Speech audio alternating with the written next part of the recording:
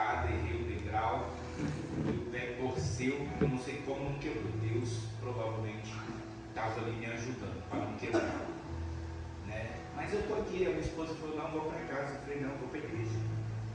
Vou para a igreja, eu já me preparei hoje, né, para pregar, e eu vou pregar.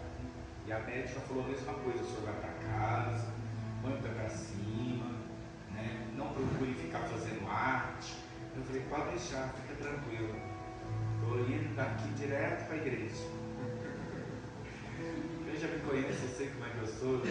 Eu estava falando com o Henrique, eu não consigo ficar em casa. Só se eu estiver muito, mas muito doente. Só se eu estiver muito incapacitado de poder não estar nesse lugar. Porque eu amo fazer a obra do Senhor, eu amo estar na casa de Deus. E como eu disse, só se eu estiver muito ruim. Pelo contrário, nada me para, nada me tira de estar na presença do Senhor, fazendo o que eu gosto, né? Que é estar adorando o Senhor Jesus. Eu quero que você abra a sua Bíblia no livro de 1 Timóteo 5. 1 Timóteo 5, versículo 8. Como diz a Fabi, hoje nós estamos numa reunião que para mim é muito importante, que é uma reunião de família onde muitas pessoas não dão importância numa reunião de família. E eu, por um tempo da minha vida, por um tempo do meu relacionamento, minha casa estava meia fora de ordem, e eu comecei a praticar e aí numa reunião pelo relacionamento, pela família, e eu aprendi muito. E hoje eu vejo que tudo que Deus permitiu eu aprender era para poder ensinar para vocês. Tudo que eu vivi na minha vida é para ajudar a cada um de vocês a conduzir a sua casa, a cuidar da sua família, a priorizar o seu bem mais precioso abaixo do Senhor Jesus, que é a nossa família. A nossa família, nós temos que amar, cuidar e zelar por ela, porque o próprio Senhor Deus disse que Ele se agrada da família. Ele é o Deus Criador da família. Então, nós estamos aqui hoje para falar do amor do Senhor Jesus pela família. E eu, como hoje sou um bom pai, um bom marido, tenho uma família abençoada, eu posso falar da família, eu posso ministrar uma palavra de família para vocês, porque eu não posso pregar aquilo que eu não tenho ou aquilo que eu não vivo. Eu só posso ensinar aquilo que eu tenho, aquilo que eu vivo. E pela graça do Senhor Jesus, Ele me deu a restauração da minha família, do meu casamento, do meu caráter e da minha vida com Ele.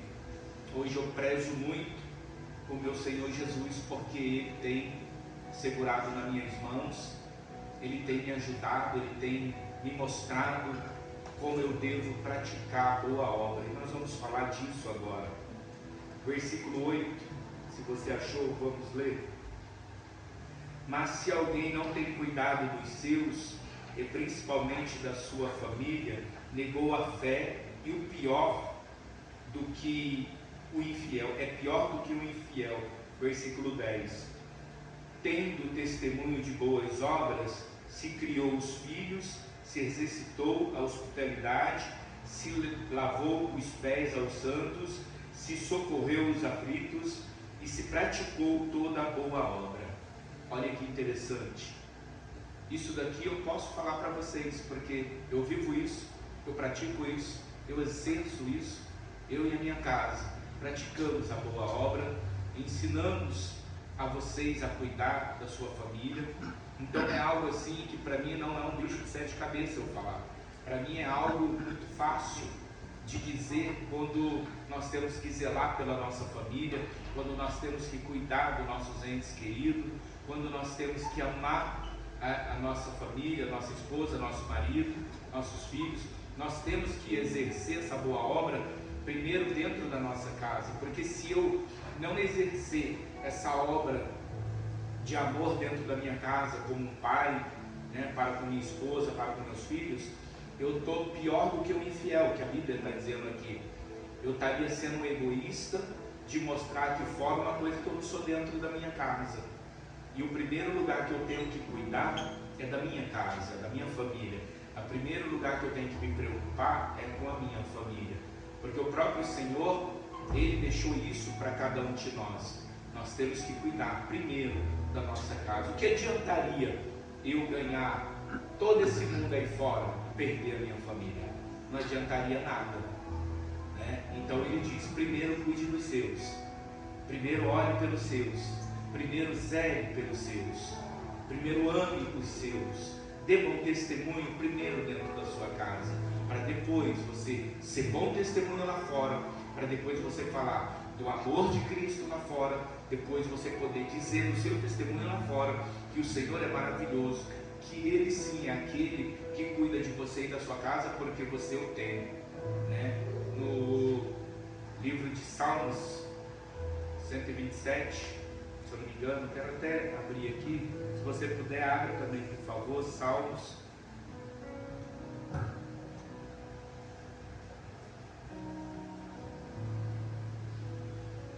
Salmo 127. Olha o que diz: se o Senhor não edificar a casa, em vão trabalha os que edificam. Se o Senhor não guardar a cidade, em vão vigia a sentinela. Inútil vos será levantar de madrugada, repousar à tarde, comer o pão de dores, pois assim dá a eles o seu amado sono. Eis que os filhos são herança do Senhor, e o fruto do ventre do seu galardão. Então nós temos que dar um bom ensinamento aos nossos filhos, para que eles venham olhar para mim como pai, para minha esposa como mãe, e ter um bom testemunho dos pais, ter o testemunho de um pai amoroso, de um pai que cuida, de um pai que zela pela sua casa, pela sua família, né? Ter o respeito para com sua mãe, que é uma provedora da casa, que é uma mãe que cuida com amor e carinho dos seus filhos. Então nós temos respaldo bíblico de como cuidar da nossa casa, como cuidar do nosso ente querido, que é a nossa família, né? E a Bíblia também fala que quando nós casamos, nós deixamos pai e mãe para ter uma vida, para ter a nossa casa, para ter a nossa família. E muitos dizem, pastor, mas eu tenho a minha família, minha mãe, meus irmãos. Não, eu vou dizer o que Jesus disse: minha família é aqueles que faz a vontade de meu Pai, né? Então quando a gente casa, mãe, pai, irmãos são parentes distantes, entende? E muitos dizem, não pastor, o senhor está errado. Não, Jesus disse isso, eu vou pelo que Jesus fala. Então hoje a minha família é a minha esposa, meus filhos, e a mãe do Senhor, pastor, parente distante. Meus irmãos, parente distante, porque eles moram longe, então é tudo distante. Então são parentes. Mas a minha prioridade hoje é minha esposa e meus filhos. E a mãe do Senhor, você não prioriza, não? Sim, respeito, porque a Bíblia diz que eu tenho que respeitar a minha mãe e meu pai, para que eu tenha, né, longos dias sobre a terra. Mas a minha família é a minha esposa, é aquela que está comigo o tempo todo, é aquela que cuida de mim quando eu estou doente, como hoje, né? Graças a Deus, hoje ela fez assim um papel de excelência, de uma esposa excelente na minha vida mais uma vez, né? Porque toda vez que acontece uma coisa, é ela que está ali correndo, me socorrendo, dando banho, me secando, colocando roupa, né? Enfim, essa é uma esposa exemplar.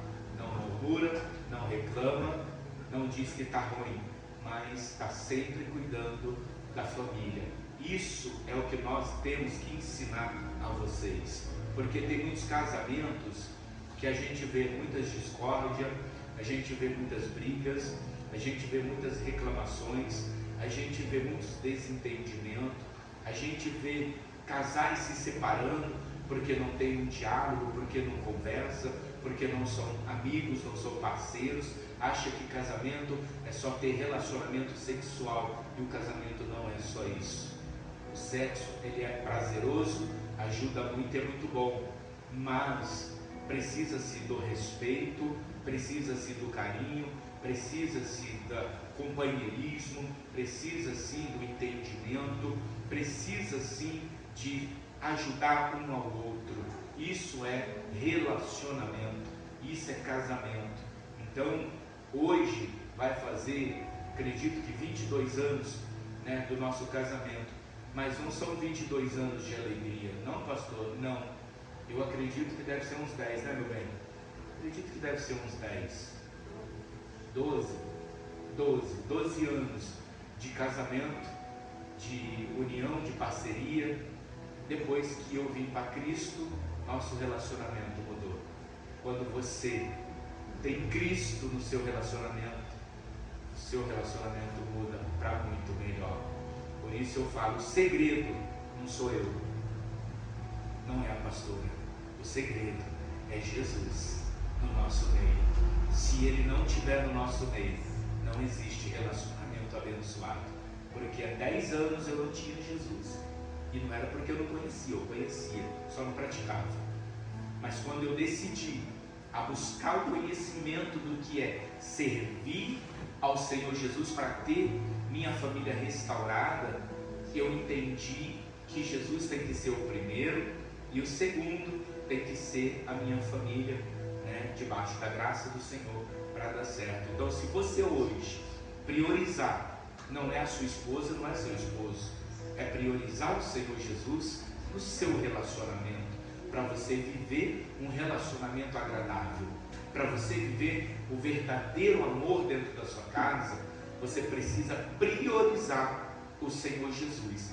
Se isso não acontece na sua vida, não pode acontecer dentro da sua casa. Se você não prioriza amar o Senhor Jesus sobre todas as coisas, sua casa vai desbarrancar.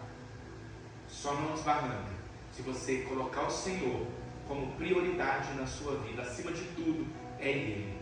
Ele acima de tudo. Eu vou dizer uma coisa para vocês.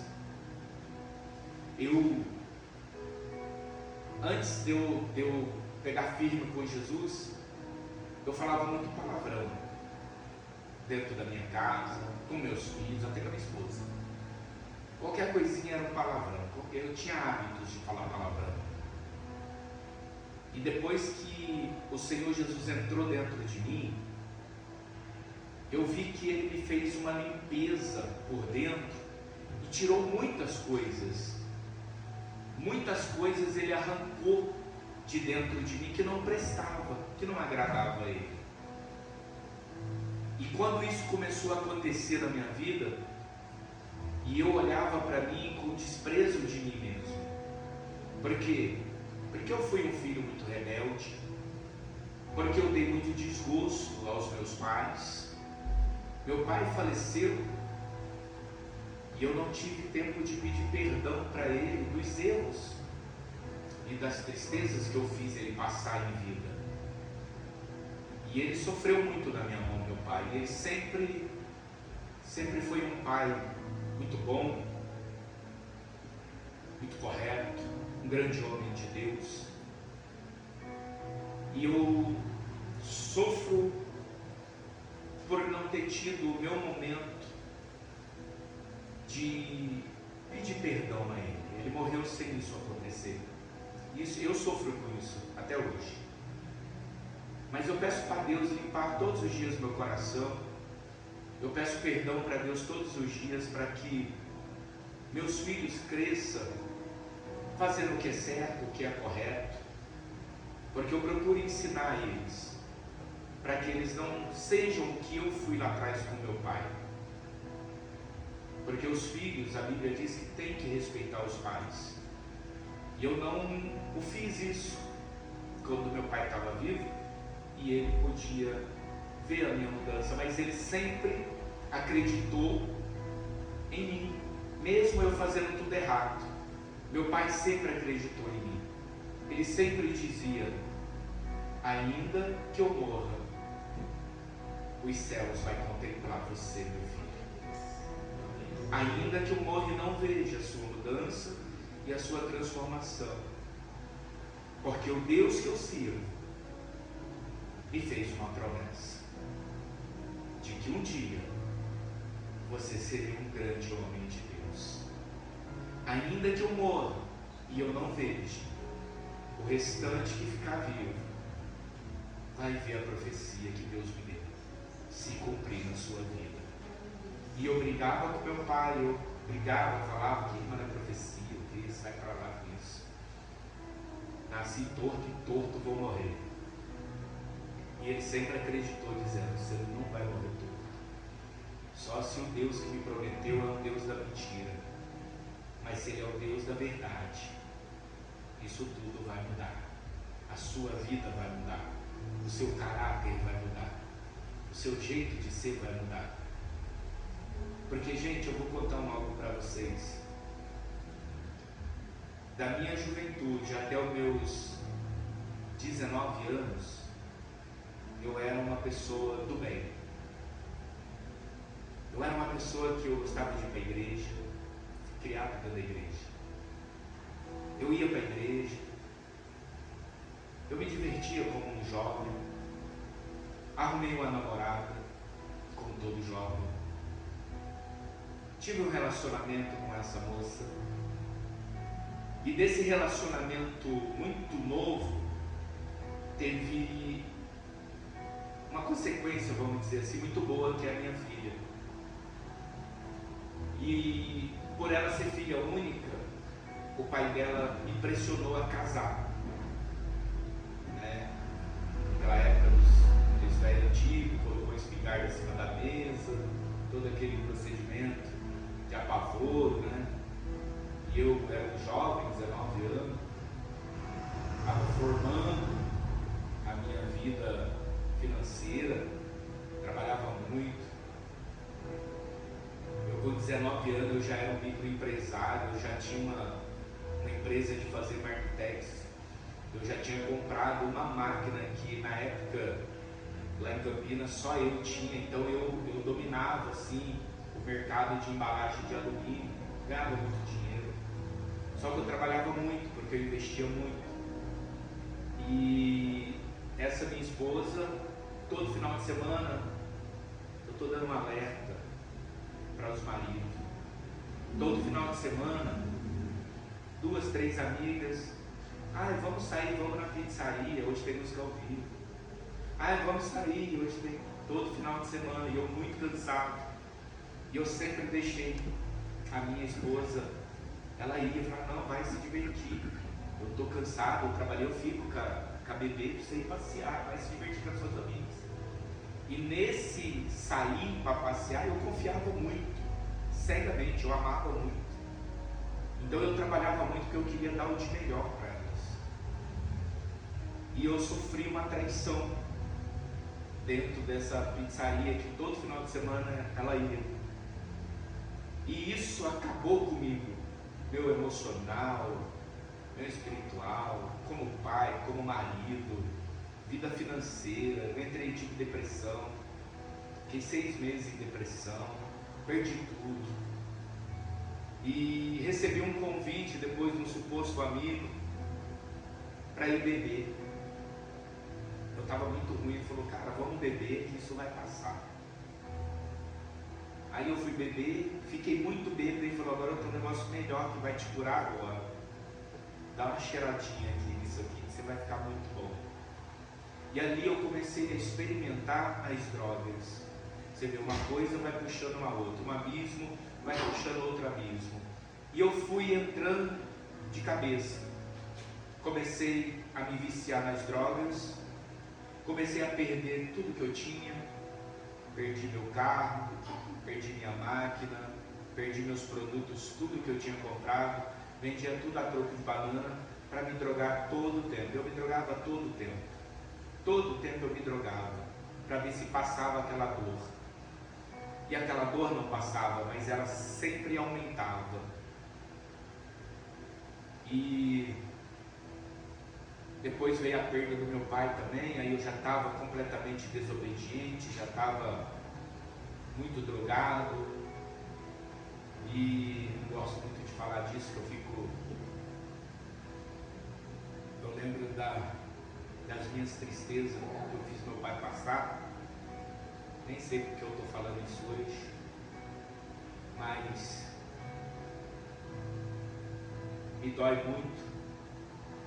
E eu acredito que tudo que eu passei foi uma experiência. Não voltaria a ter essa experiência nunca mais. Mas eu estou falando aqui de confiança, credibilidade, respeito com o marido, com a esposa. Então, o conselho que eu dou hoje: não deixe sua esposa sair, não deixe seu marido sair. É com os amigos. Não, eu vou junto. Não deixe. Porque o último a ficar sabendo sempre é a gente. Todo mundo fica sabendo da traição, das traições. A gente é o último, porque a gente nunca quer acreditar. E eu tinha bons amigos que sempre me falavam: vai vigiar sua esposa, porque está acontecendo algo. Cara, imagina, cara, você está falando da mulher errada. Eu sei a mulher que eu tenho. Não. Está para todo mundo ver, só você que não quer ver. E um certo dia eu criei coragem e peguei. Quando isso aconteceu, eu fiquei muito ruim. Ali foi a minha queda. Por isso que tem um ditado que diz: a mulher tanto levanta o homem, quanto ela também derruba. A mulher tanto derruba, quanto ela também levanta. E eu acredito que eu precisava passar por tudo isso para encontrar a minha verdadeira ou o verdadeiro motivo da minha razão de vida hoje. Nos encontramos no mesmo lugar, na mesma situação difícil, e hoje somos testemunhos da vida que nós temos e do que nós vivemos. Estou falando de mim e da minha esposa, a pastora Daniela. Hoje minha vida é uma bênção, minha casa é uma bênção. Graças a Deus, minha mãe tinha se afastado de mim por conta das drogas, meus irmãos. Hoje temos um relacionamento bom. Eu e meus irmãos, mais ou menos, porque eles não gostam que eu sou pastor. Eles gostavam quando eu era do mundo. Aí eu vim para Jesus e eles não aceitam, né? Eles não gostam muito. Então faz muito tempo que eu não vejo alguns deles, porque eles não aceitam. Infelizmente todos nasceram na igreja, mas não conseguem me ver hoje